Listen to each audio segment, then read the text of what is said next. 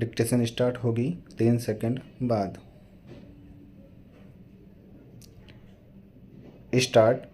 अभियोजन पक्ष के गवाहों की मौखिक गवाही की सराहना पर निचली अदालतों का स्पष्ट निर्णय यह है कि किसी भी गवाह ने मृतक को आरोपी के साथ जीवित और एक साथ देखने की बात नहीं की थी।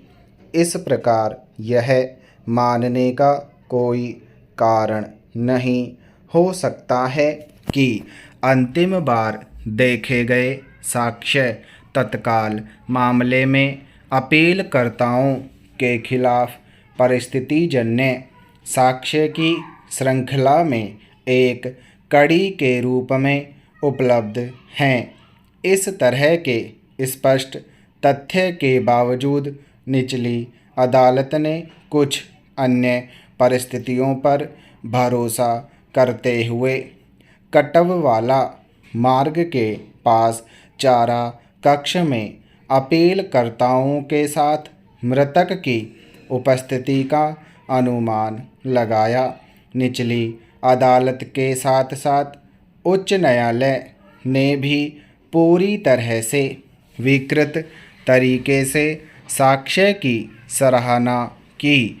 प्रत्येक मामले में अंतिम निर्णय को देखते हुए 201, 300 और 303 RWS 34 IPC के व्यक्तिगत रूप से या सामूहिक रूप से भी अपीलार्थियों को अपराध से जोड़ने के लिए पर्याप्त नहीं है।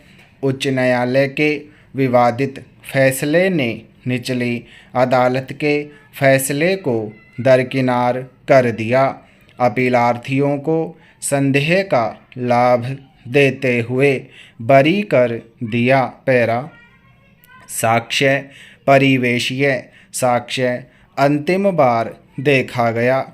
सिद्धांत घटना से ठीक पहले अभियुक्त के साथ मृतक की उपस्थिति के बारे में अनुमान अभियोजन पक्ष के गवाहों के सकारात्मक नेत्र साक्ष्य के अभाव में कि उन्होंने मृतक को अभियुक्त की संगति में एक साथ और घटना के निकट समय में जीवित देखा था। अनिवार्यता। पैरा। परिस्थितिजन्य साक्ष्य की श्रृंखला में एक कड़ी के रूप में अंतिम बार देखे जाने पर यह स्थापित करने के लिए कम से कम एक गवाह की मौखिक गवाही के अस्तित्व का सुझाव मिलेगा कि मृतक को आखिरी बार आरोपी के साथ देखा गया था।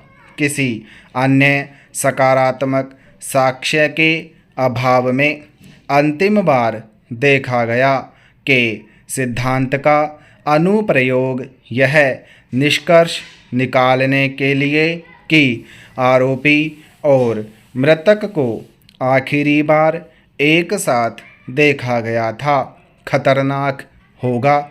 इसका अप्रत्यक्ष अनुप्रयोग भी अस्वीकार्य है। वर्तमान मामले में PW10 का साक्ष्य संदेह से मुक्त नहीं है और किसी भी तरह से इसे अंतिम बार देखा गया के सिद्धांत के अनुप्रयोग को सही ठहराने के लिए पर्याप्त सकारात्मक साक्ष्य के रूप में नहीं लिया जा सकता है। या 25/6/1999 की शाम को अपीलार्थियों की कंपनी में मृतक की उपस्थिति का अनुमान लगाने के लिए इसे अंतिम बार देखा गया के रूप में वर्णित किया जा सकता है। पैरा। अभिप्रेरणा एक ऐसी चीज़ है जो एक व्यक्ति को किसी विशेष कार्य को करने के लिए प्रेरित करती है और यह सभी संभावनाओं में प्रत्येक स्वैच्छिक कार्य के पीछे मौजूद होना चाहिए। जब अभियोजन पक्ष एक उद्देश्य के साथ सामने आता है और उद्देश्य या तो साबित नहीं होता है या इसे अनुचित नहीं माना जाता है, तो उक्त तथ्य के गवाहों के साक्ष्य की बहुत सावधानी और सावधानी के साथ जांच की जानी चाहिए। पैरा विवादित निर्णय और आदेश की जांच से पता चलता है कि परिस्थितिजन्य साक्ष्य के आधार पर अपीलार्थियों की दोष सिद्धि, जिसमें अंतिम बार देखे गए साक्ष्य, अतिरिक्त न्यायिक स्वीकारोक्ति, अवैध हथियार की बरामदगी और मकसद